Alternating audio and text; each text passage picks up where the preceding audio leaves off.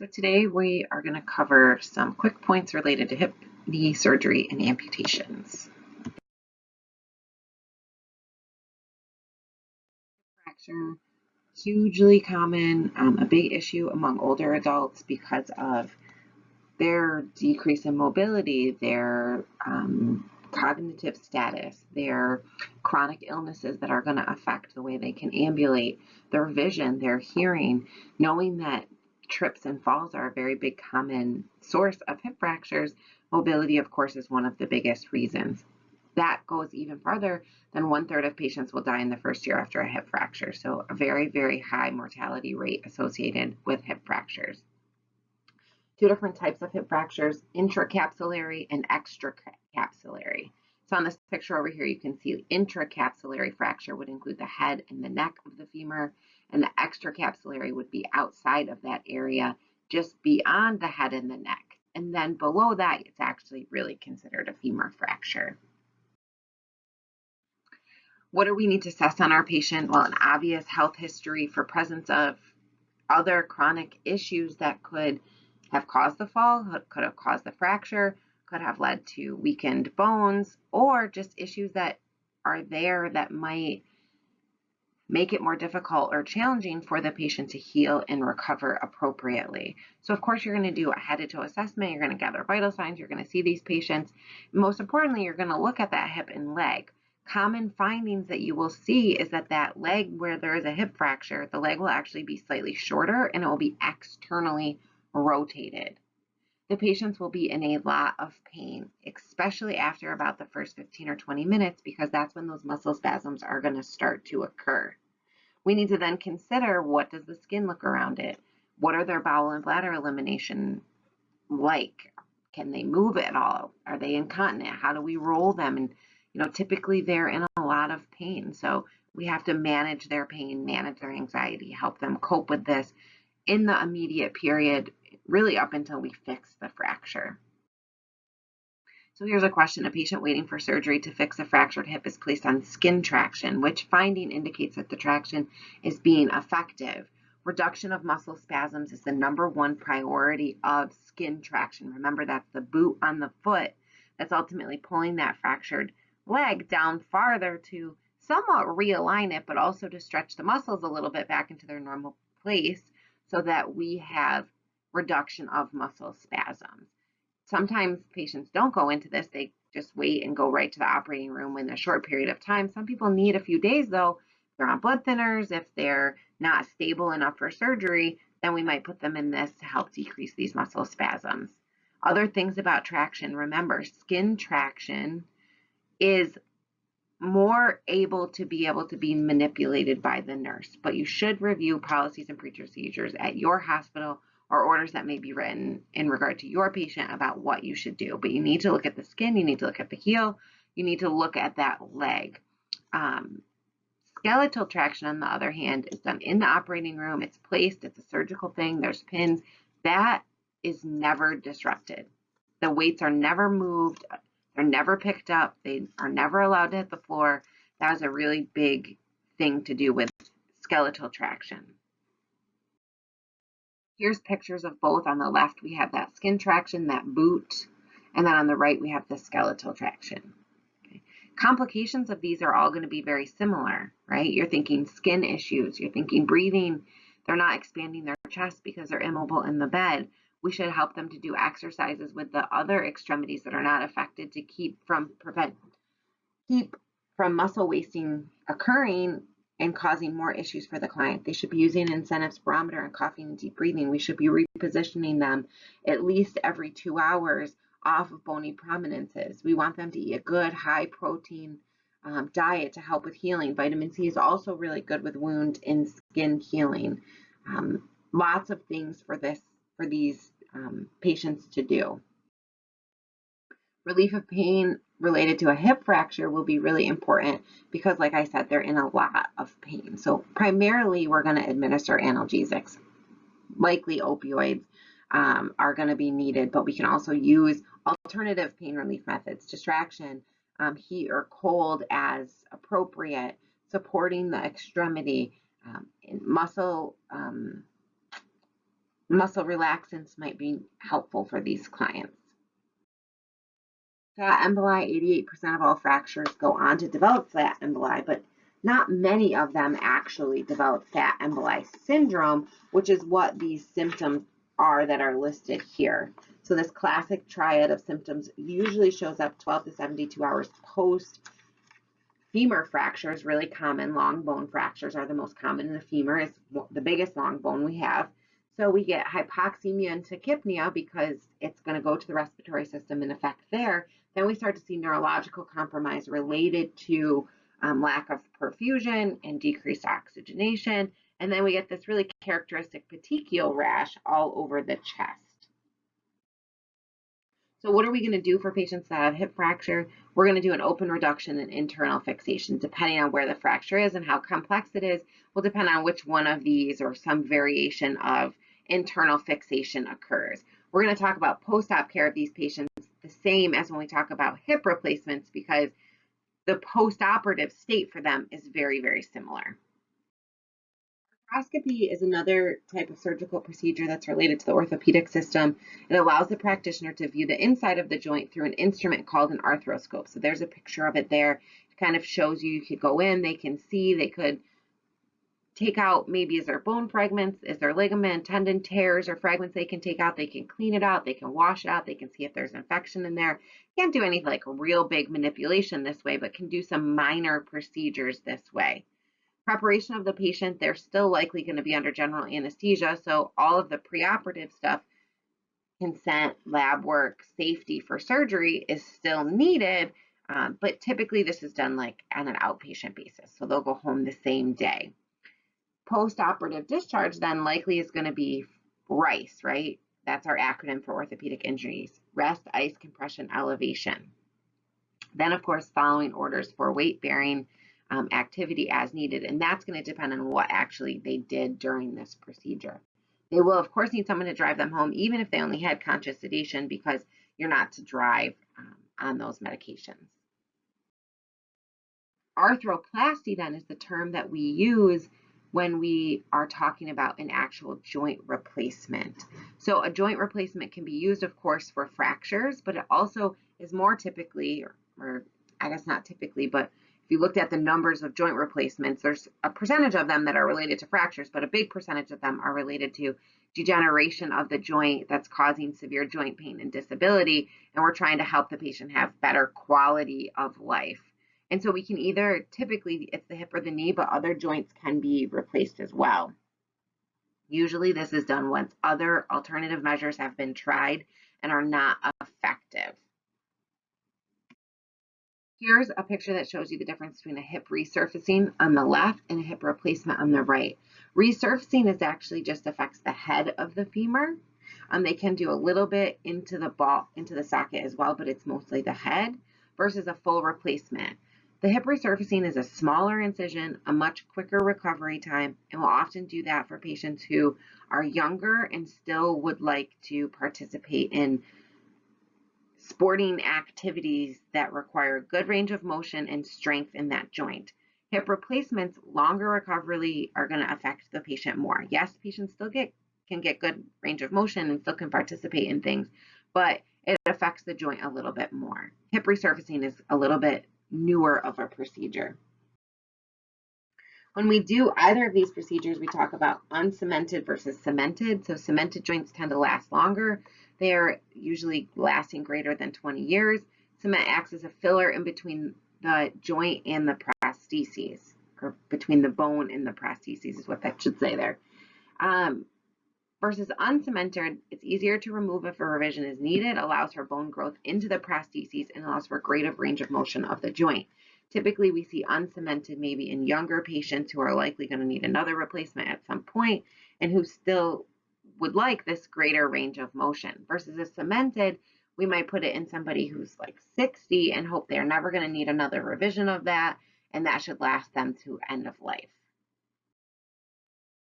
So this is just general preoperative stuff. We've already covered this last semester. This is that pre-op history and physical and all that entails.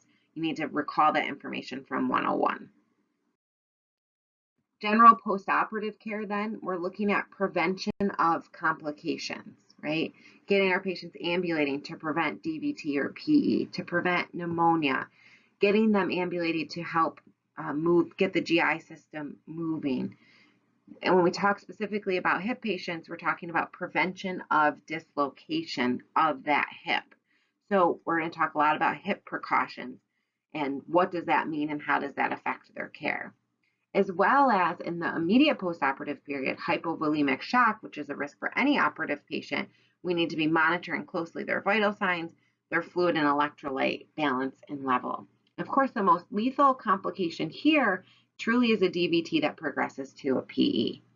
Which ones are most high risk right after surgery? That's the hypovolemic shock that we just talked about. Needs of a patient with hip or knee replacement surgery. Mobility and ambulation. Usually these patients are up ambulating within 1 day after surgery. So some of them are just a few hours after surgery, some wait till the next day. But most typically we're a few hours post-op. As soon as they're awake, they're feeling everything okay, we should get them moving. Slowly at first, of course, progressing to ambulating out in the hallway several times a day. They might have a drain post-operatively, and it would likely be a hemovac. Typically, you don't want to see more than a couple hundred mLs in there, per few hours initially. As that goes on, you likely only see maybe 100 or 200 per shift at the most. But typically what we're looking for is a trend or a change here. So if it's a lot, it should be slowing down. If it's not a lot, it shouldn't be increasing. That's going to indicate to you that something is going on with our patients. Here's those hip precautions that I was talking about. All of these things are to prevent dislocation of the prostheses, which can very commonly occur in these patients. They need to abide by these for 2 to 3 months. So we need to make sure they have all the assistive devices that they need at home. They can't sit down on a low toilet seat because their knees will come up towards their chest and create a big flexion there and cause dislocation. So they need toilet risers. They need things to help them put their shoes on. They need little grabbers so they can pick stuff off the floor. They need to make sure when they're in bed, they put a pillow between their legs so if they move around when they're sleeping, they don't accidentally cross their legs. The same goes for us when we're taking care of these patients. We need to make sure that we're doing all of these things as well.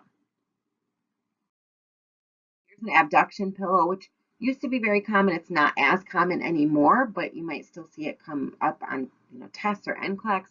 This is what it looks like. We used to leave it in place all the time, but definitively this or at least some pillows between the legs have to be in place anytime you're rolling the patient. The patient should be rolled onto the non-operative side.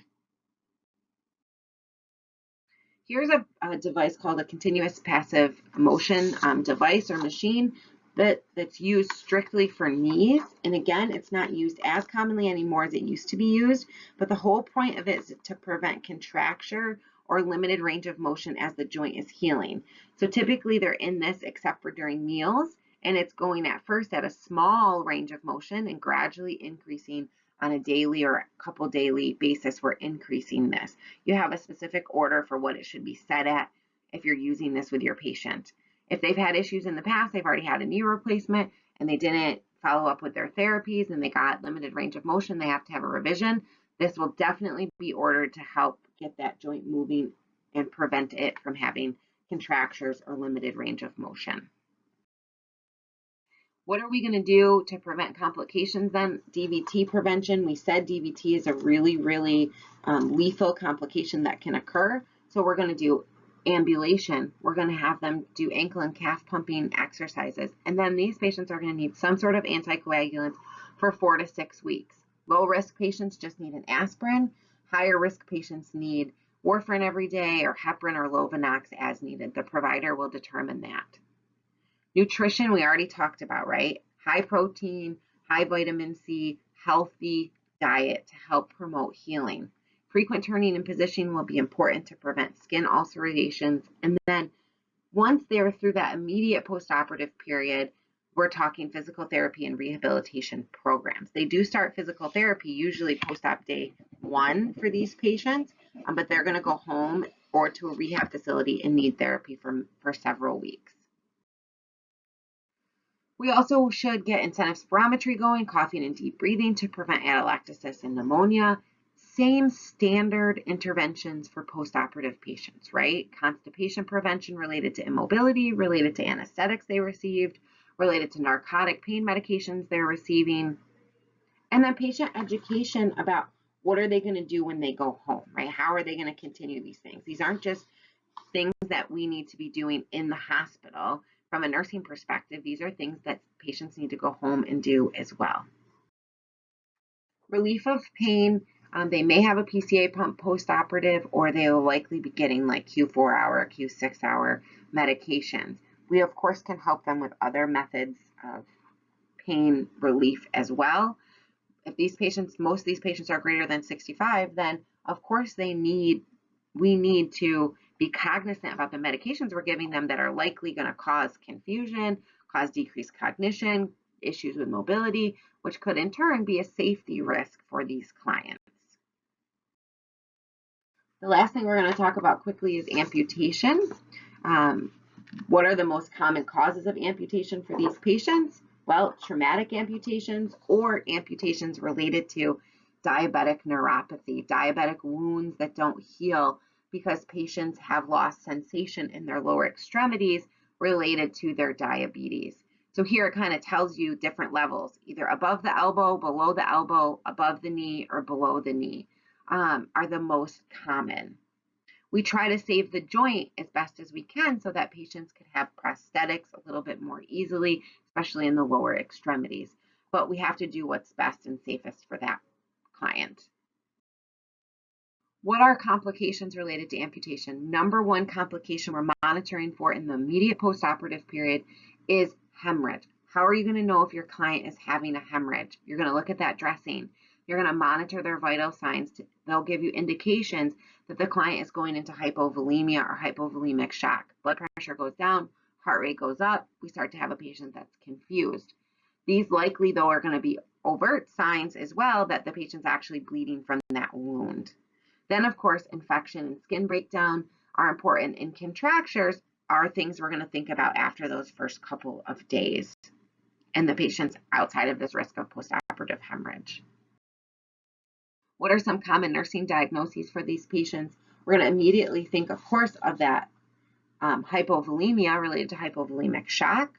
Pain management is going to be important in the immediate period. Then mobility, how are they going to move?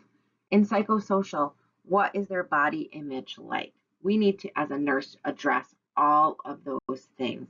Support groups, therapy, helping them to get back to as much of their life preoperatively that they had, that they can have postoperatively. Interventions for pain. These patients might have phantom limb pain. It's a real thing. We need to treat it as such. Some things that we can do: distraction. Anticonvulsants are GABA medications, gabapentin or pregabalin. It's used typically for neuropathic pain, so that it makes sense that we would use them here for this residual phantom limb pain, which is related to the neurological system and those neurons firing a little bit inappropriately in the brain, picking up those sensations or those firings in a foot or a leg that's not still there. We might also put a light sandbag on the residual limb after it's healed a little bit to put a little pressure on there to help try to better communicate with those nerve endings. One big thing related to achieving physical mobility and positioning of these patients is that we want them to be prone, if possible, a few times a day. That's going to help stretch that leg out and prevent contractures in that knee and in the hip. So contractures are possible in both the knee and the hip. So these patients have to do a lot of exercises, a lot of range of motion exercises and positioning to help that leg stay not contractured, get strength in that leg, as well as strength in the other leg, which might have to pick up and carry a little bit more than it was used to. Common medications that we talked about for orthopedic patients, things related to the GI system. So stool softeners, laxatives, thinking about pain management for these clients, okay? Acetaminophen, ibuprofen, narcotic, pain medication, thinking about those GABA medications, gabapentin, pregabalin, related to phantom limb pain for our amputation patients. You should be thinking about these meds. Even though there's not a bunch of meds listed for this unit, you've learned these medications before. You need to readdress these medications here because you need to carry that this knowledge over from previous knowledge learned and apply it to this content.